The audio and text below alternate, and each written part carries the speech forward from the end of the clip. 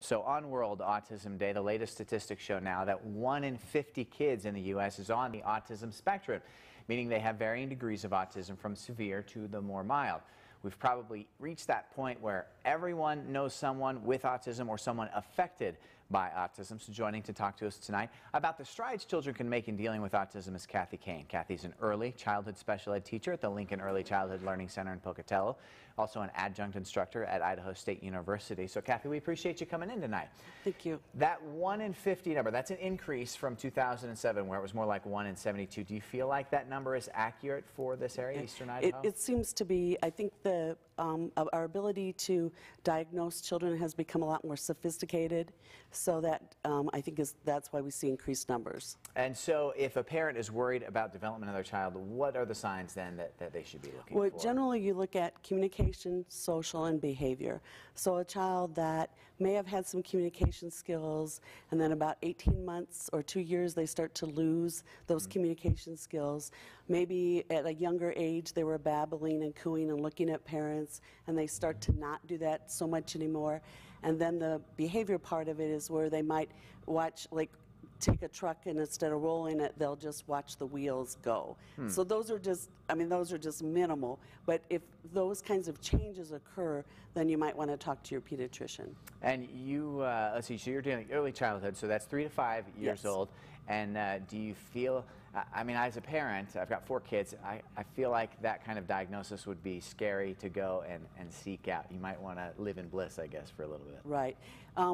What is real important for children with autism is early identification and to get early help.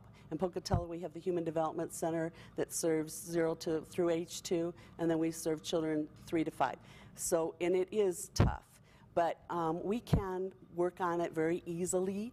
We can have a child begin with just maybe communication skills, work on the social, work on the other. We can provide services with children if they have developmental delay. So we don't necessarily have to rush to an autism label. And one of the things I want to do tonight is make sure we have sort of that message of hope. So you do see success, you do see progress in the kids you're working with. Tell me about that. It's really exciting.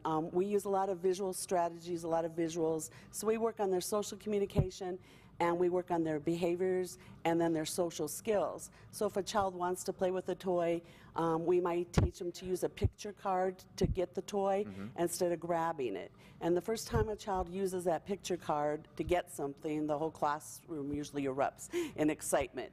You brought an example of what that might be. So tell us about this. This is a pre-made example. We don't often use this one.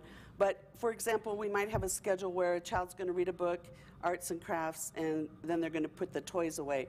So they know they get to do these three things, and then they're going to put toys away. So it shows them visually what's going to happen first, second, third.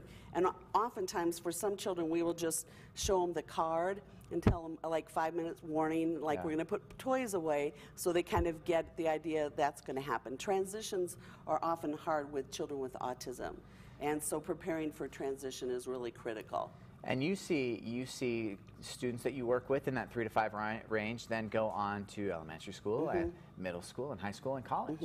Yes, and several years ago we had a student that the student was like at Franklin Junior High, one of the highest achieving students that they had. So we had him as a 3-year-old, and I ran into his mom, and she was so excited about his progress and that his ability to be so successful academically at school. She said he still had some social issues, but still did really, really well. But the outlook is that eventually it evens out. Is that right?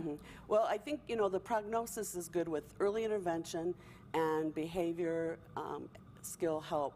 We can really help children kind of find the best way they learn, the best way they can respond to the environment, and be successful. That's really critical. And what's their mode of learning? Generally most children with autism, visual skills are really critical. The auditorily, they kind of tune out, and if they can see it, they can remember it. And if they see it, they can understand it. So we just try to provide those learning opportunities for them to be successful. Well, I think that it's evident to me as I've talked with you tonight that you love your job and you love the successes that you see and that it's rewarding for you. Yes, it is. It is absolutely. They're the little things. It's the time the child can hang up their backpack or actually go out and get their backpack or put their backpack on. go to the snack table, put a toy away. And one mother said that one of her goals were, you know, she wanted her child to say that she loved her. Yeah. And it was pretty moving when finally the child left as a 5-year-old and said, "Love you, Mom." And so the mom was like, "Wow." Yeah, I bet. I The know. tears were Yeah. coming Oh out. yeah. Their whole group's crying by then. Well, the that's janitor, great. everybody is. Well, we appreciate your time tonight and continue the good work. Oh, We well, appreciate thank you it. so much. Yeah, you bet.